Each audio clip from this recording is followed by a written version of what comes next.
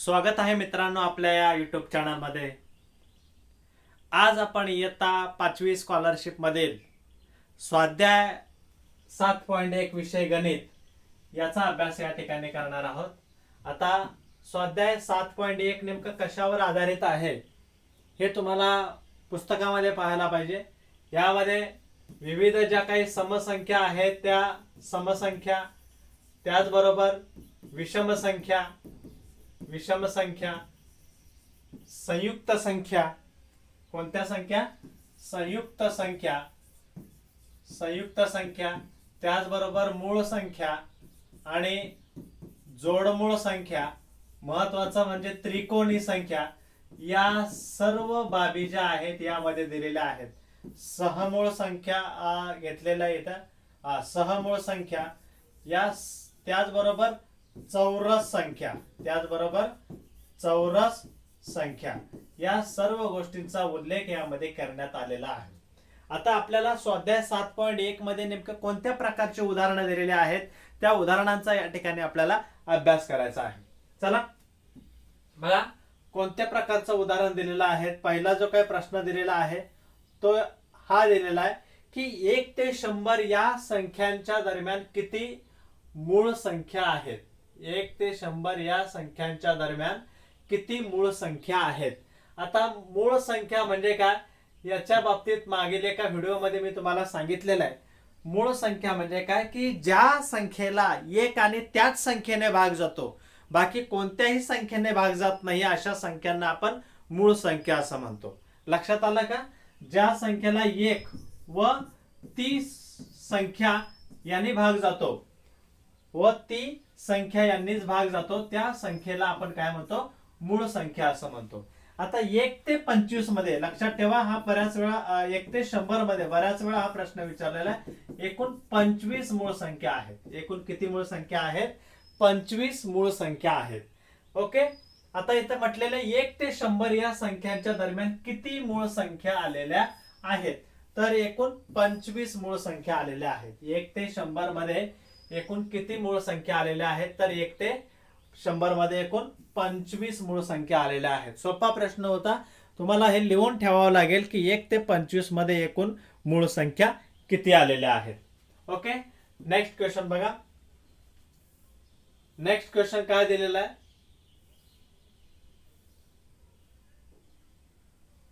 1 ते 50 पर्यंतच्या 1 ते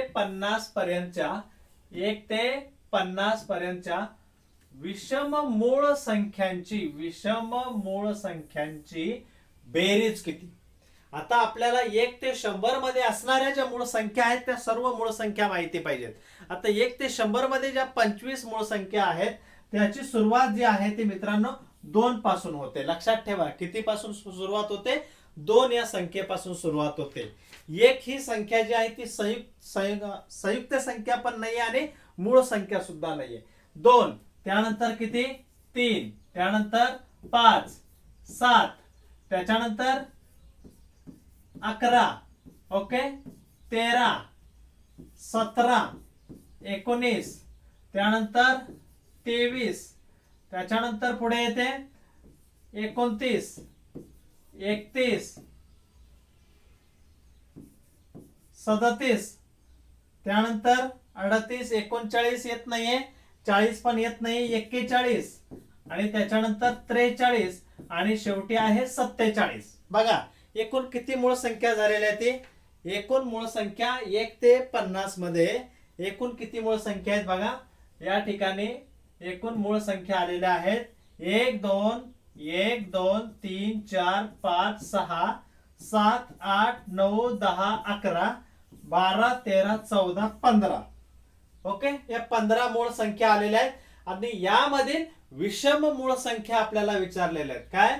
विषम मूळ संख्यांची बेरीज किती, अशा प्रकारचा प्रश्न या ठिकाणी विचारण्यात आलेला आहे। विषम मूळ संख्यांची बेरीज किती? आता एक गोष्ट या ठिकाणी लक्षात घ्या, जी विषम मूळ संख्या आहेत या सर्वांची बेरीज आपल्याला करायची आहे। फक्त 2 ही संख्या अशी आहे की ती समसंख्या आहे। 2 ही अशी संख्या आहे की ती सम मूळ संख्या आहे। बाकीच्या ह्या सर्व विषम संख्या आहेत, यांची बेरीज तुम्ही बाजूला करून बघू शकता। त्याची बेरीज येते येते 326 बेरीज येते. किती बेरीज येते? 326 बेरीज येते. ओके, या पद्धतीने यांची बेरीज तुम्ही बाजूला करून बघू शकता. नेक्स्ट क्वेश्चन जो आहे तो नेक्स्ट क्वेश्चन काय दिलेला पहा.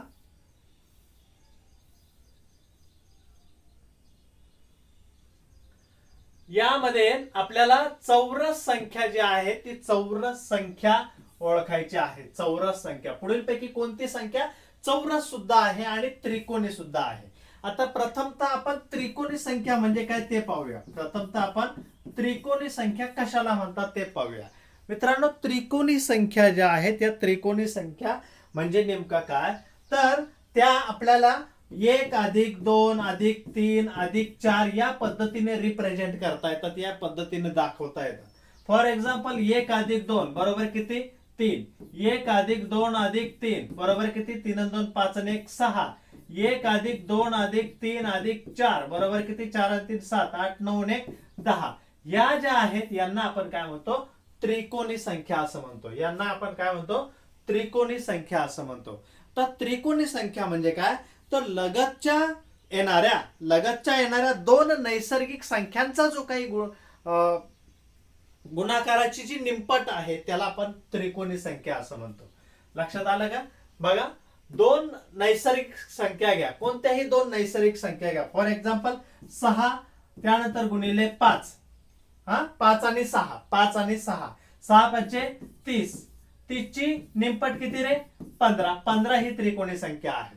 ओके, कोणत्याही दोन नैसर्गिक संख्या घ्या. फॉर एक्झाम्पल 7 गुणिले 8, 7 8 किती? 56. 56 ची काय करा? निमपट करा. याची निमपट किती येते? 56 ची निमपट जी येते ती येते 28. किती येते? 28. 28 सुद्धा काय आहे? त्रिकोणी संख्या आहे. 1 ते 100 मधील ज्या त्रिकोणी संख्या आहेत त्या त्रिकोणी संख्या तुम्हाला माहिती पाहिजेत. आता कोणकोणत्या त्रिकोणी संख्या आहेत त्या तुम्हाला या ठिकाणी लक्षात येणं गरजेचं आहे की कोणकोणत्या त्रिकोणी संख्या आहेत 1 ते 100 मध्ये. ठीक आहे, 1 आहे, 3 आहे, 5 आहे.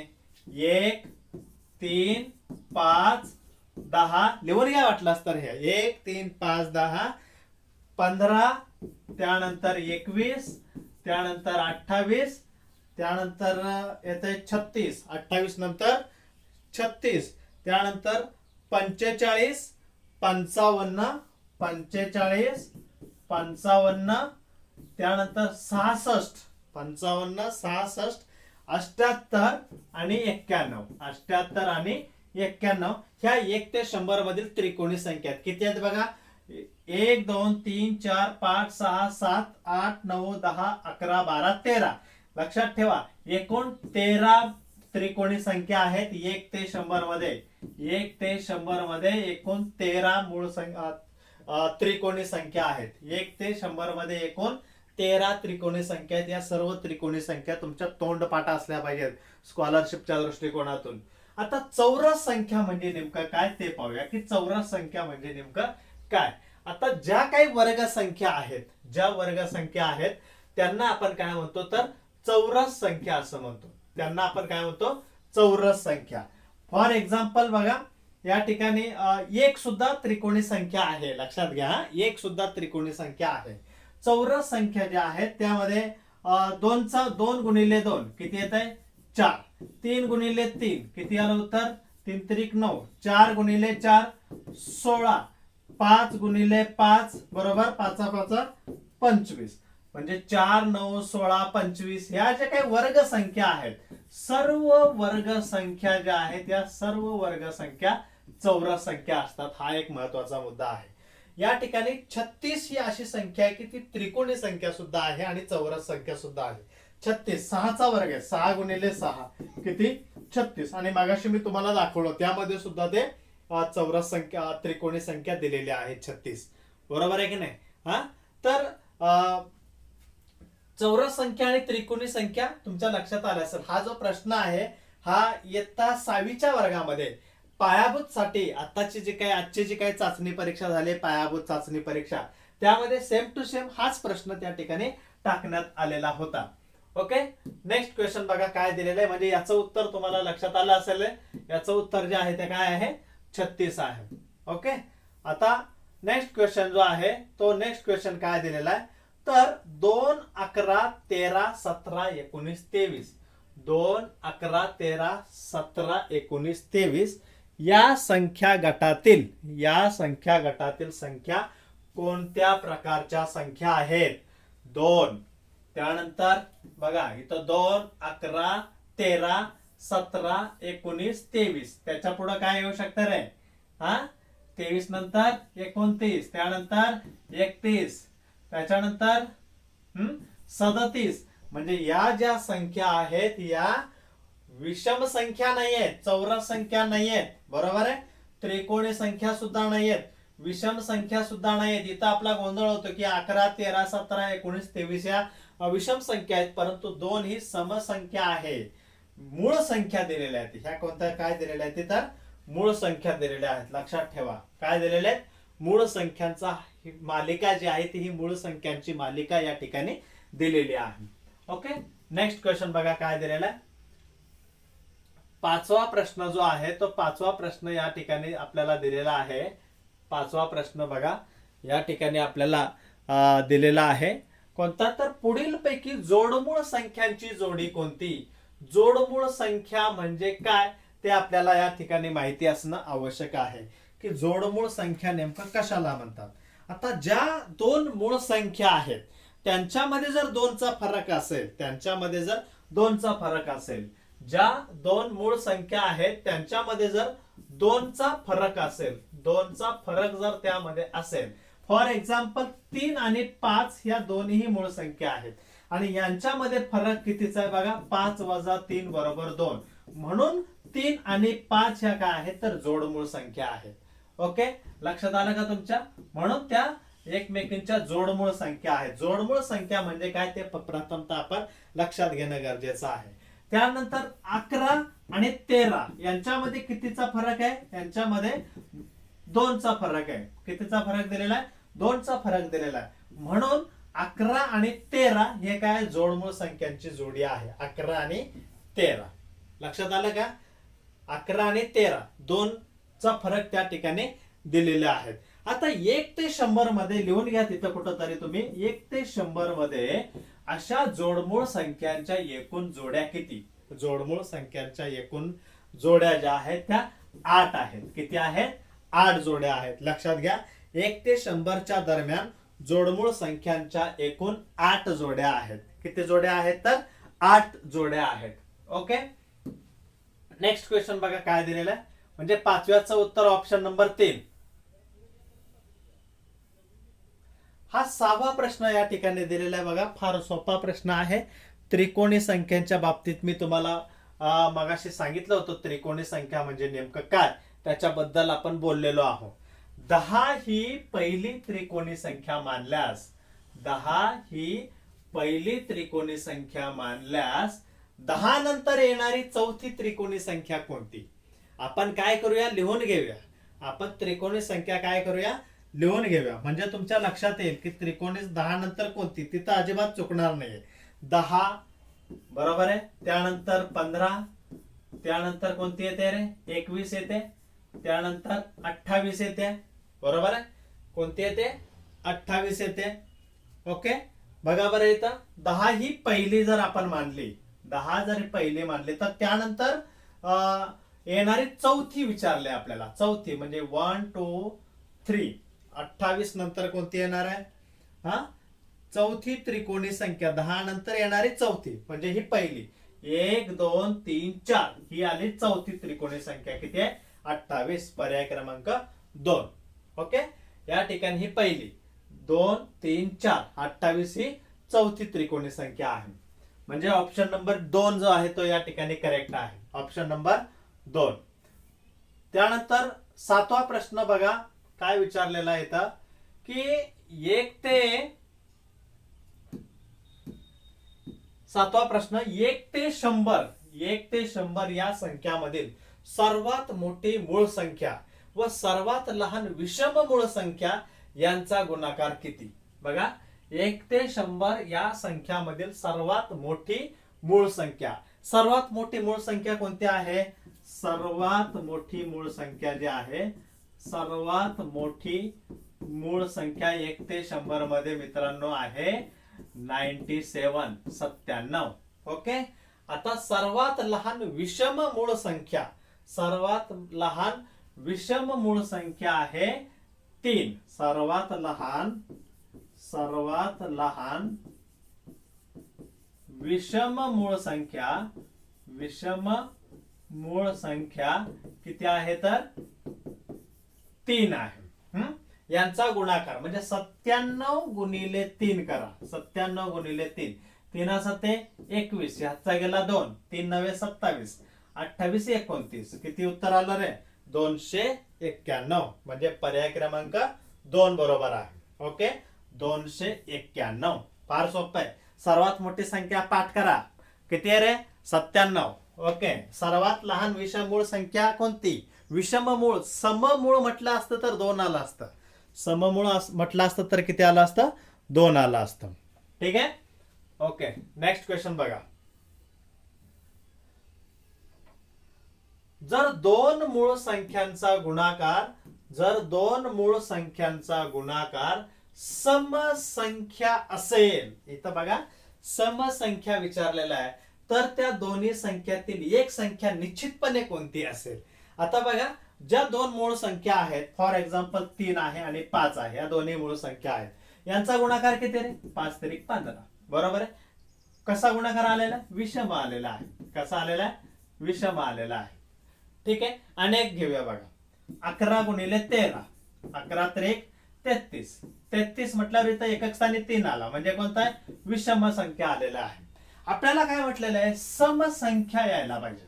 कोणता गुणाकार किती यायला पाहिजे? हा जो इकडचा गुणाकार आहे तो सम यायला पाहिजे.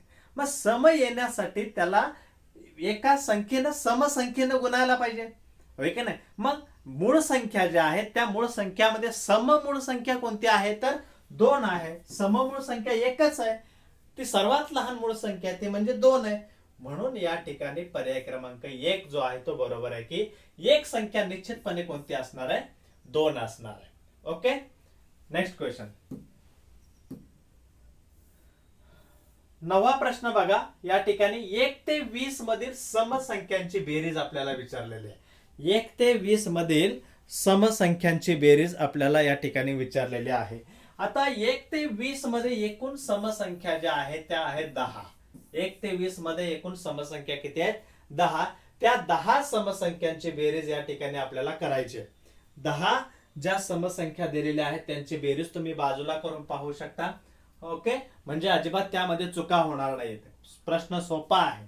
10 समसंख्या ज्या याच्या बरेचशे फॉर्म्युले आहेत ते मी तुम्हाला सविस्तरपणे ज्यावेळेस लाईव्ह येईल त्या दिवशी तुम्हाला ते सविस्तरपणे फॉर्म्युला समजून सांगतो. परंतु 1 ते 20 मधील सर्व समसंख्यांची बेरीज जी आहे ती मित्रांनो 110 येते. किती येते? 110 येते. ओके, लक्षात ठेवा. टोटल 10 संख्या त्या ठिकाणी सम आहेत. सम कसं काढायचं, विषम कसं काढायचं ते सविस्तरपणे एका लेक्चरमध्ये त्या ठिकाणी मी तुम्हाला सांगणार आहे. आणि यामधील शेवटचा प्रश्न जो आहे तो या ठिकाणी विचारण्यात आलेला आहे तो कोणता आहे बघा. तर कोणता प्रश्न या ठिकाणी आहे?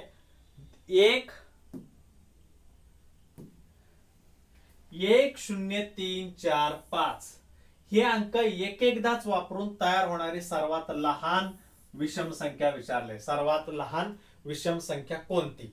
ओके, सर्वात लहान विषम संख्या कोणती असा प्रश्न विचारलेला आहे. आता एकदाच वापरून लहान म्हटलेलं आहे. लहान म्हटल्यानंतर सुरुवातीला लहान अंक यायला पाहिजे, बरोबर आहे की नाही? लहान म्हटल्यानंतर सुरुवातीला लहान अंक यायला पाहिजे. आता 1 आणि 0 यातला लहान अंक कोणता आहे? 0. परंतु 0 जर मी या ठिकाणी घेतला तर ही जी संख्या आहे ती 1 2 3 4 5 5 अंक दिलेले आहेत. ती 5 अंकी न होता 4 अंकी संख्या होईल. म्हणून इथं सुरुवातीला 0 घ्यायचा नाहीये. मग कोणता अंक घ्यायचा? त्याच्यापेक्षा लहान अंक कोणता आहे तर 1. म्हणजे इथं प्रथमतः आपण 1 घेऊया, त्यानंतर काय घेऊया? 0 घेऊया. आपल्याला लक्षात ठेवायचं आहे लहान विषम संख्या म्हटलेली आहे. विषम म्हटल्यानंतर त्या शेवटच्या स्थानी एकक स्थानी जे आहे ते आपल्याला 3 5 7 9 यांपैकी 1 3 5 7 9 यांपैकी एखादा अंक तिथं गेला पाहिजे, बरोबर आहे? आता इथे 1 लिहिला, 0 लिहिला, बरोबर आहे? त्यानंतर 3 लिहिला, त्यानंतर काय घेतला? 3 घेतला, त्याच्यानंतर काय घ्यायला पाहिजे, आता कोणते अंक शिल्लक राहिले रे, 1 गेला, त्यानंतर 0 गेला, त्यानंतर 3 गेला, 4 आणि 5. मी जर 4 इथं घेतला आणि 5 जर इथं घेतला तर ती विषम संख्या होते, बरोबर आहे. परंतु 5 इकडे घेतला आणि 4 जर तिकडे घेतला तर ती समसंख्या होईल. आपल्याला इथं तर विषम संख्या विचारलेली आहे, विषम संख्या विचारलेली आहे, म्हणून ऑप्शन नंबर किती असणार आहे तर 4 आहे. ओके, 10,345 ऑप्शन नंबर 4 आहे, बरोबर आहे. तर या पद्धतीनं आपण या ठिकाणी विषम संख्या म्हणजे काय, समसंख्या म्हणजे काय, त्रिकोणी संख्या म्हणजे काय, 1 ते 100 मधील समसंख्या, त्रिकोणी संख्या यांचा या ठिकाणी अभ्यास केलेला आहे. नेक्स्ट व्हिडिओमध्ये याच्या पुढचा जो भाग आहे स्वाध्याय 7.2 जो आहे तो 7.2 आपण घेणार आहोत. व्हिडिओ जर मित्रांनो आवडला असेल तर त्या ठिकाणी व्हिडिओला लाईक करा. त्याचबरोबर चॅनलला अजूनही जर सबस्क्राईब केलं नसेल तर चॅनलला सबस्क्राईब करा. तुमच्या काही कमेंट्स असेल तर कमेंट बॉक्समध्ये टाईप करा. Okay, thank you.